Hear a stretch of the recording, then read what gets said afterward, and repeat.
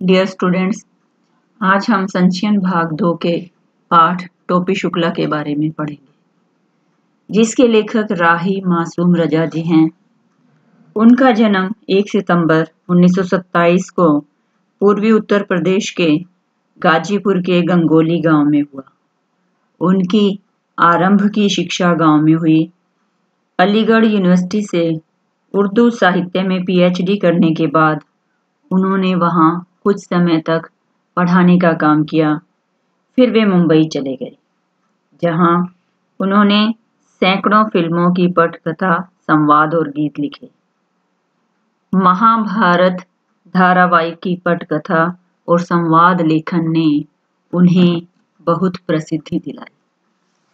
मासूम रजा जी के ही उपन्यास पर आधारित टोपी शुक्ला पाठ के विषय में आज हम पढ़ेंगे। इस पाठ में टोपी शुक्ला और इफ़न दो मुख्य पात्र हैं। टोपी शुक्ला का पूरा नाम बलभद्र नारायण शुक्ला था, जबकि इफ़न का पूरा नाम सैयद जरगाम मोर्तजा था। वह मुसलमान था।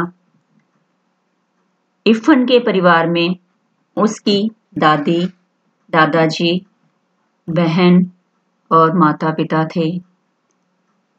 उसकी दादी जमींदार परिवार से थी, जबकि उसके जो परदादा थे वो मौलवी थे। इफ़न के पिता कलेक्टर थे। उनका परिवार समृद्ध था। उस सारे परिवार में से इफ़न को अपनी दादी बहुत अच्छी लगती थी। उनकी दादी बहुत ही मीठी बोली बोलती थी। टोपी को भी इफ़न की दादी बहुत अच्छी लगती थी।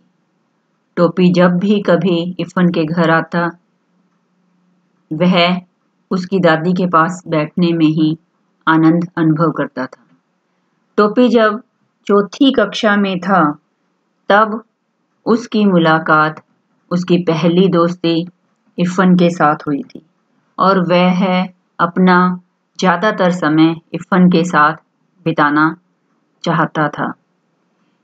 इफ़न की दादी बच्चों को कहानियाँ सुनाती थी, उन्हें अच्छी अच्छी बातें बताती थी।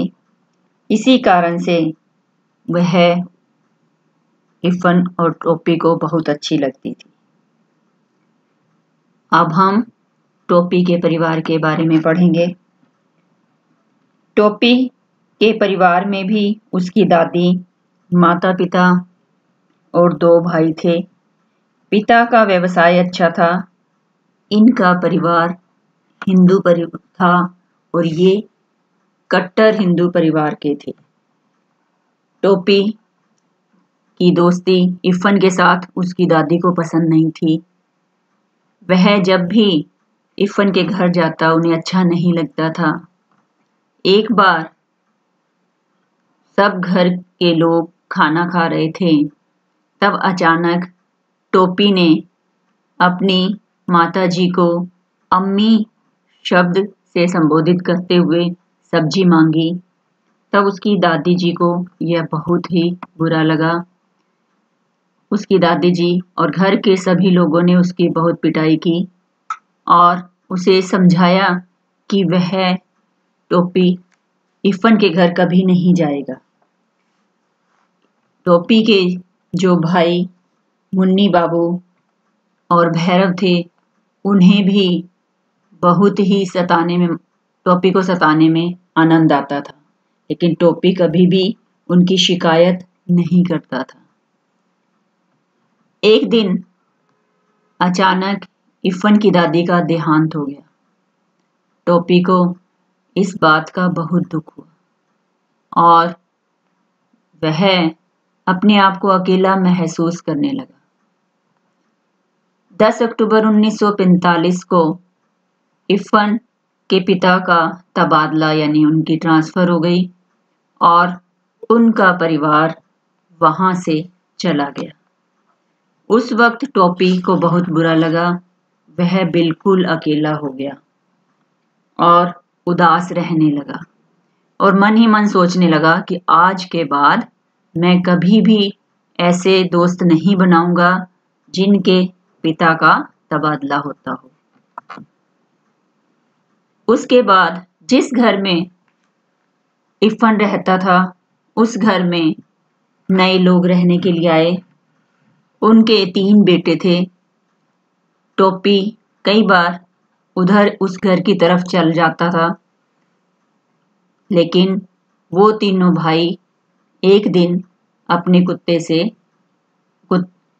से उसे कटवा दिया और उसके बाद टोपी ने उस घर की ओर जाना बिल्कुल बंद कर दिया। टोपी 9वीं कक्षा में पढ़ता था। 9वीं कक्षा में टोपी 2 बार फेल हो गया।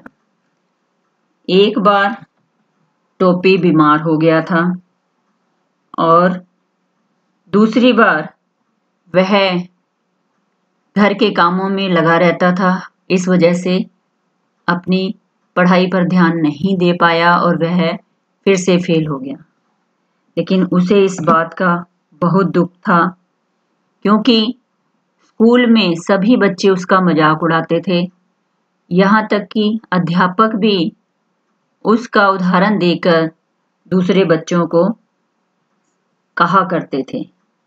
टोपी को उनकी बातों से बहुत दुख होता था, क्योंकि सारे बच्चे उससे उम्र में छोटे थे। कोई भी उसका दोस्त नहीं बना। जब तीसरे वर्ष टोपी ने 9वीं कक्षा का परिणाम देखा, हालांकि वह 3rd डिवीजन से पास हुआ था, लेकिन उसे बहुत अच्छा लगा। उसी वर्ष उसके पिता चुनाव में खड़े हुए थे। चुनाव में उन्हें सफलता नहीं मिली, लेकिन टोपी ने अपनी मेहनत से 3rd डिवीजन में पास होकर उस दुख को थोड़ा कम करने में अपनी भूमिका निभाई। धन्यवाद।